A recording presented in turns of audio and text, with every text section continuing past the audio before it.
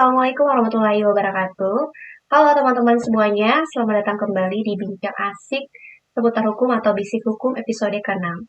Setelah absen beberapa bulan, akhirnya hari ini kita bisa untuk kembali berdiskusi dengan topik yang diangkat pada hari ini, yaitu mengenai dengan pasal penghinaan presiden dan wakil presiden dalam rancangan undang-undang KUHP. Nah, sekarang di samping saya ini sudah ada narasumber kita, yaitu dosen saya sendiri, Pak Muhammad Tabrani SH MH atau yang biasa disapa Pak Rama. Halo Pak Rama, apa kabarnya? Baik, Mbak Dania. Terima kasih Pak sudah bersedia untuk hadir pada episode kali ini. Nah, Pak Rama ini adalah akademisi di Fakultas Hukum Universitas Hairun Ternate dan juga seorang praktisi. Beliau adalah lulusan S2 Magister Hukum di Universitas Islam Indonesia Yogyakarta. Oke, baik, kita langsung saja ya untuk diskusi pada hari ini. Nah, akhir-akhir ini draft rancangan undang-undang KUHP menjadi perbincangan yang hangat di tengah masyarakat karena keberadaan dari pasal penghinaan kepada presiden dan juga wakil presiden. Itu salah satunya. Nah, hal ini tertuang dalam bab 2 tindak pidana terhadap martabat presiden dan wakil presiden, bagian kedua, penyerangan kehormatan atau harkat dan martabat presiden dan wakil presiden. Sebagaimana yang termaktub dalam pasal 218 ayat 1 RUU KUHP yang menyatakan bahwa setiap orang di muka umum yang menyerang kehormatan atau harkat dan martabat diri presiden atau wakil presiden dipidana dengan pidana penjara paling lama 3 tahun 6 bulan atau pidana denda paling banyak kategori 4. Nah, ini saya tanyakan langsung ke narasumber kita Pak Rama, bagaimana pandangan Bapak terkait dengan pasal atau delik penghinaan presiden dan wakil presiden yang terdapat dalam draft RUU KUHP ini, Pak? Silakan. Ya, terima kasih Mbak Dania. Terima kasih sudah mengundang saya di podcast Bincang Asik ini yang membahas tentang pasal penghinaan presiden dan wakil presiden. Nah, pasal ini kan dulu yang ada di RUU KUHP ini sudah ada di KUHP. Di KUHP yang sekarang masih berlaku. Nah, pasal ini kemudian dibatalkan oleh Mahkamah Konstitusi. Ini pasal 134, 136 bis dan 137. Itu mengatur tentang penghinaan terhadap presiden dan wakil presiden. Sudah dibatalkan oleh Mahkamah Konstitusi oleh putusan nomor 013 garis datar 022 garing PUU garis datar 4 angka Romawi garing 2006. Jadi berdasarkan putusan itu dinyatakan bahwa pasal penghinaan terhadap presiden dan wakil presiden itu dinyatakan tidak bertentangan dengan Undang-Undang Dasar dan dinyatakan tidak memiliki kekuatan hukum yang mengikat.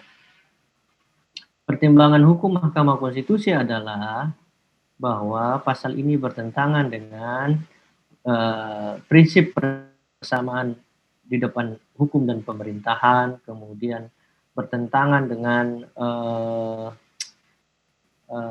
bentuk negara, bentuk pemerintahan republik, kemudian bertentangan dengan pasal-pasal tentang kebebasan mengekspresikan pikiran dan pendapat dan lain sebagainya. Nah, selain itu MK juga mengatakan dan mengamanatkan kepada pembentuk undang-undang bahwa di kemudian hari jika merumuskan rancangan KUHP itu, maka pasal yang sama seperti yang sudah dibatalkan oleh Mahkamah Konstitusi, yakni pasal 134, 136 bis, dan 137 di KUHP yang sekarang berlaku itu tidak boleh ada lagi. Bahkan mirip, pasal yang mirip atau serupa dengan pasal yang sudah dibatalkan MK itu tidak boleh. Nah, selain itu MK juga sudah mengeluarkan putusan pada tahun 2015 tentang pasal, kalau tidak salah, putusan nomor 31 garing PUU garis datar 8 garing 2015 itu yang mengoreksi frasa dari pasal 319. Pasal 319 itu berbunyi bahwa pasal penghinaan dalam bab penghinaan di KUHP itu semua delik aduan kecuali pasal 316, yakni penghinaan terhadap pegawai negeri sipil. Nah, itu di frasa itu dibatalkan oleh MK, jadi semua bab penghinaan di KUHP 310 sampai pasal 321 KUHP itu semua adalah delik aduan. Delik aduan itu maksudnya adalah karena orang yang merasa terhina atau tercela atas perkataan orang lain itulah yang berhak untuk mengajukan aduan. Dan penegak hukum dalam hal ini penyidik hanya bisa bertindak berdasarkan pengaduan dari orang yang merasa harkat dan martabatnya dihina itu atau nama baiknya dicemari. Nah, sedangkan untuk pasal presiden itu tidak ada logika hukumnya, tidak ada basis argumentasi hukumnya. Karena kenapa? Karena pasal penghinaan presiden itu di dalam KUHP yang sudah dibatalkan oleh Mahkamah Konstitusi itu berasal dari pasal KUHP Belanda yang berlaku secara konkordansi di Indonesia sejak 1918, berlaku efektif. Nah, kemudian setelah Indonesia merdeka, KUHP Belanda itu kemudian disahkan kembali dengan Undang-Undang 1 tahun 1946. Dalam undang-undang itu mengesahkan Wetboek van Strafrecht Nederlands Indië itu berlaku di masa kemerdekaan. Tapi di dalam pengesahan itu kata-kata raja dan ratu, the koning of der koningen itu, raja atau ratu dirubah dengan presiden of the vice president. Jadi presiden atau wakil presiden. Nah, sebenarnya kalau kita melihat pendapat dari ahli hukum pidana Universitas Indonesia, Profesor Mardiono Reksodiputro, itu mengatakan tidak ada dasar sama sekali untuk perubahan dari nomenklatur ratu atau raja di Belanda, dalam KUHP Belanda dirubah dengan presiden, karena itu berbeda sama sekali. Nah, kenapa berbeda? Karena dalam RKUHP Belanda itu puncak tertinggi kekuasaan adalah berada pada mahkota Belanda, raja atau ratu. Nah, dianggap raja atau ratu itu punya keterkaitan erat dengan kepentingan negara. Jadi kepentingan negara adalah kepentingan raja atau ratu. Misalnya kalau dalam sejarah kita lihat Louis ke-14 atau Louis ke-14 katakan bahwa moi de etat, saya adalah negara adalah saya. Nah, karena kepentingan negara dan kepentingan pribadi raja adalah sama, maka raja itu tidak boleh dia sebagai pengadu, enlager dalam bahasa Belanda. Dia tidak bisa jadi pengadu, makanya tindak pidana itu adalah tindak pidana umum. Itu adalah original history atau asal usul konsep dari pasal penghinaan terhadap presiden. Sedangkan Indonesia adalah bentuk negara yang bukan kerajaan. Dia adalah republik. Dalam republik itu pemerintahan itu dipilih oleh rakyat. Berasal dari kata res publica. Res adalah hal-hal atau sesuatu, publica adalah publik atau umum. Karena dia berasal dari publik, maka pemerintahan yang bentuknya republik adalah pemerintahan dari, oleh, dan untuk publik, untuk kepentingan publik. Dan pemerintahan itu diselenggarakan berdasarkan dana atau pajak dari publik. Sehingga publik punya hak penuh untuk mengkritik, mencela, menghina, bahkan memaki jabatan publik sekalipun tidak jadi persoalan, karena jabatan publik itu adalah kata benda, dia hasil abstraksi atau konstruksi hukum dalam hukum tata negara atau hukum administrasi negara itu sebagai subjek hukum, sehingga jabatan publik itu dia tidak bernyawa, sehingga dia tidak punya perasaan, dia tidak punya kesadaran, sehingga tidak mungkin ada ketersinggungan secara pribadi terhadap jabatan publik, berbeda dengan subjek hukum orang atau naturlich person. Nah, kemudian juga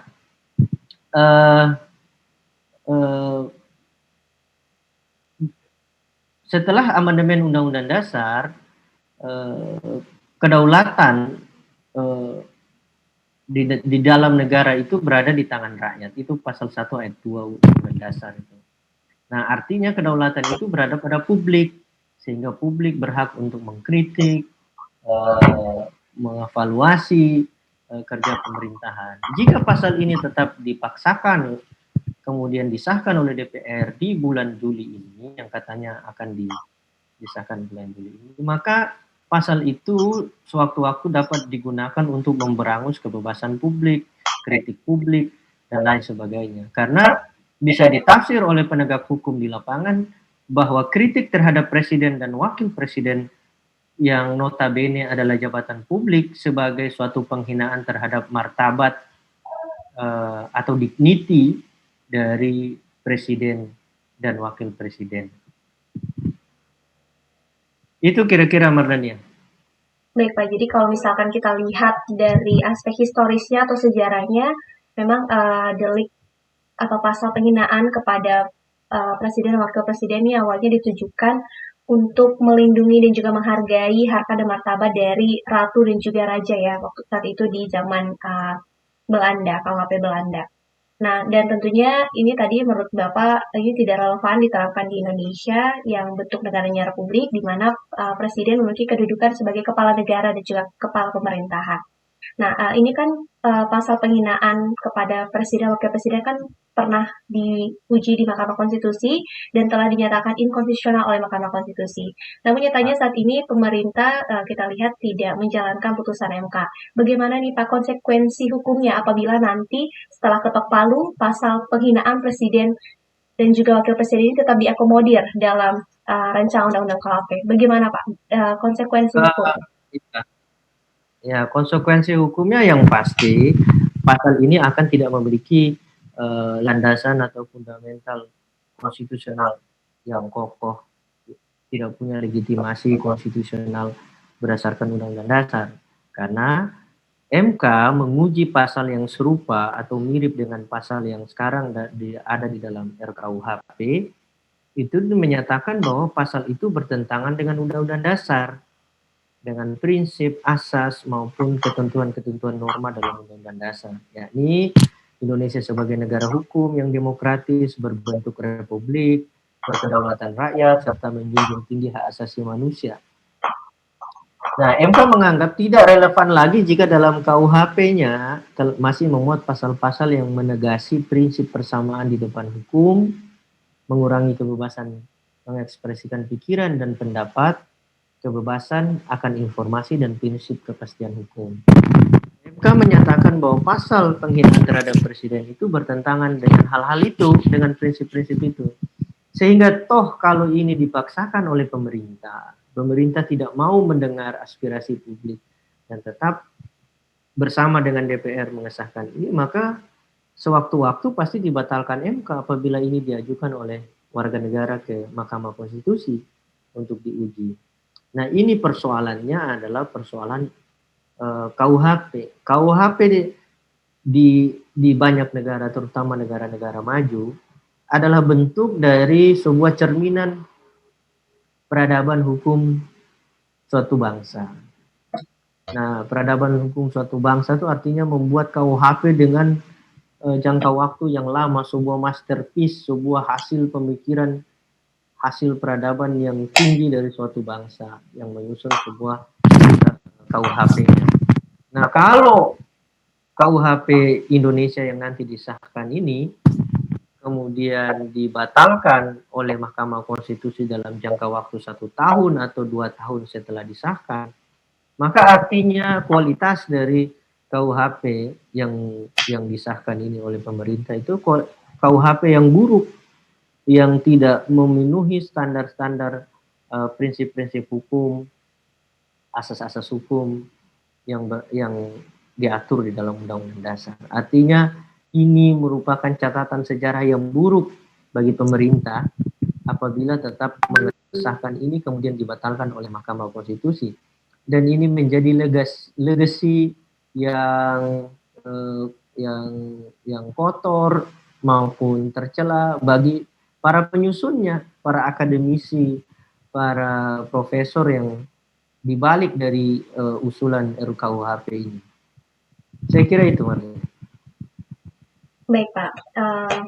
Saya mengikuti perkembangan berita dan saya waktu itu menonton berita bahwa Menkumham dan juga Wamenkumham ini menyatakan bahwa pasal penghinaan presiden dan wakil presiden yang ada dalam draft RUU KUHP saat ini itu berbeda dengan pasal yang telah dibatalkan oleh Mahkamah Konstitusi pada tahun 2006 lalu, sehingga ini tidak menjadi suatu masalah karena ada perubahan delik biasa atau delik umum menjadi delik aduan, sehingga yang hanya bisa melaporkan ketika merasa terhina itu adalah presiden dan wakil presiden, tidak seperti sebelumnya yang merupakan delik biasa sehingga bisa siapa saja atau aparat hukum bisa bertindak langsung kalau itu merupakan delik biasa. Nah, menurut pandangan Pak Rahman sendiri, bagaimana nih Pak terkait dengan perubahan delik umum atau delik biasa ini ke delik aduan?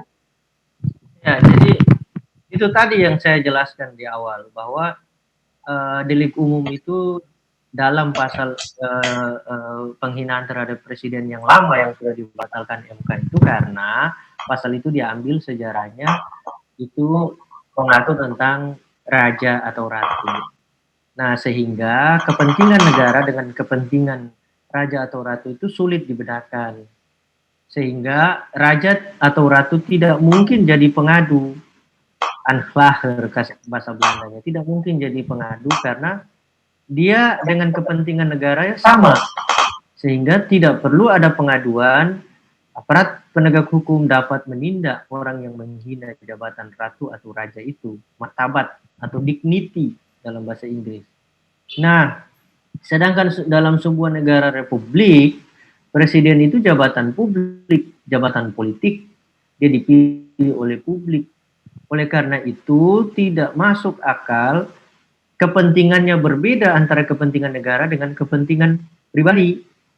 Kalau misalnya argumentasi pemerintah bahwa itu hanya merubah dari delik umum ke delik aduan, itu juga tidak tepat karena kalau dalam kenyataan apabila pasal itu diterapkan tidak mungkin misalnya Presiden Jokowi dia melapor atau mengadu kepada polisi katakanlah bahwa ada orang menulis status di sosial media menghina presiden dan dia merasa terhina martabatnya, maka tidak mungkin polisi atau jaksa tidak menindaklanjuti itu karena itu pimpinannya presiden, pasti ditindaklanjuti.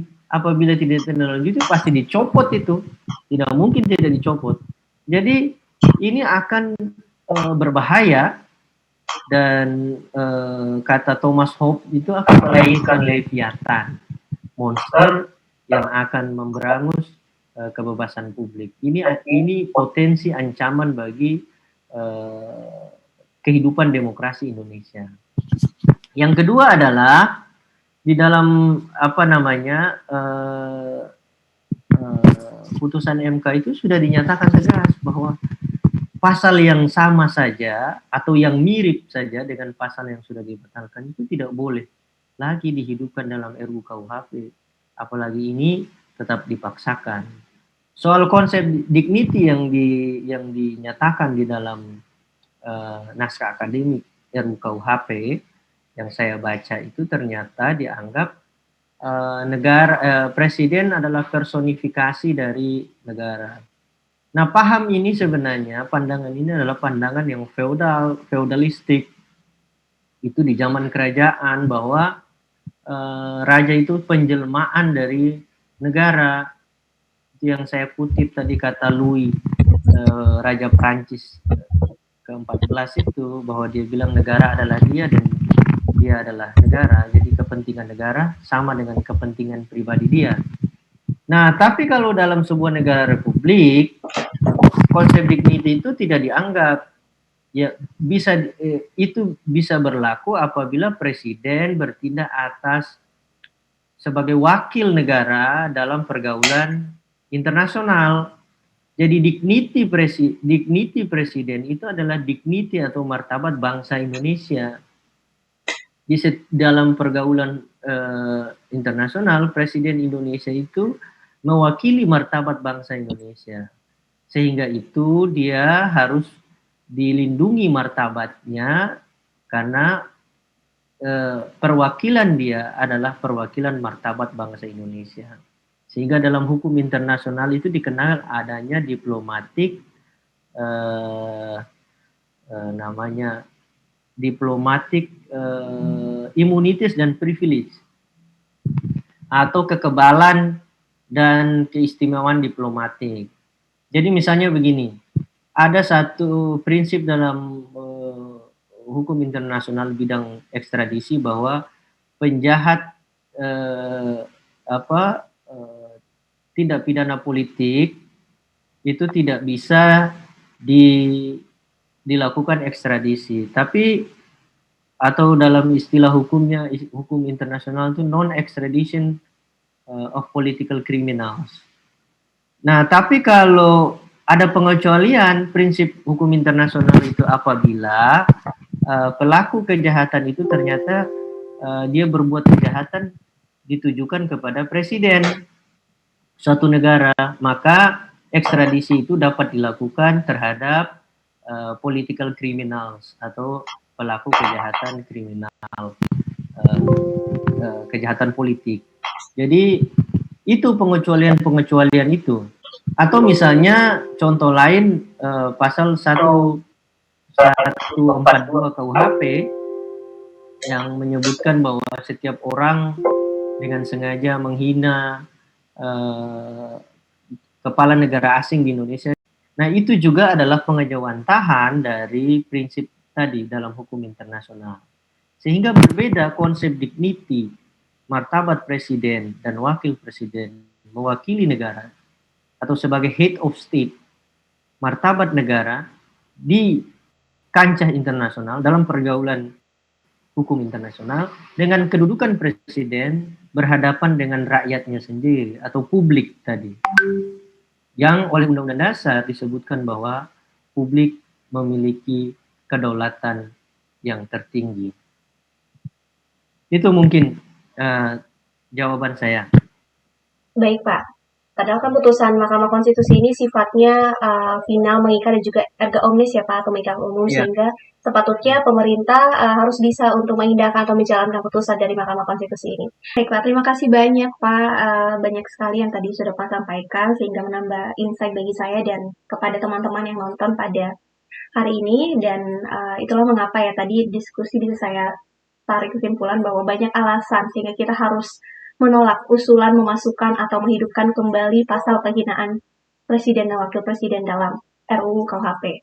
Nah, pertama karena memang pasal ini telah dibatalkan oleh Mahkamah Konstitusi pada tahun 2006 lalu, dan yang kedua karena pasal ini menimbulkan banyak interpretasi, rentan tafsir karena makna penghinaan yang dimaksud ini juga belum jelas diatur dalam RUU KUHP, sehingga ini juga berpotensi untuk membatasi kritik publik kepada presiden dan juga wakil presiden.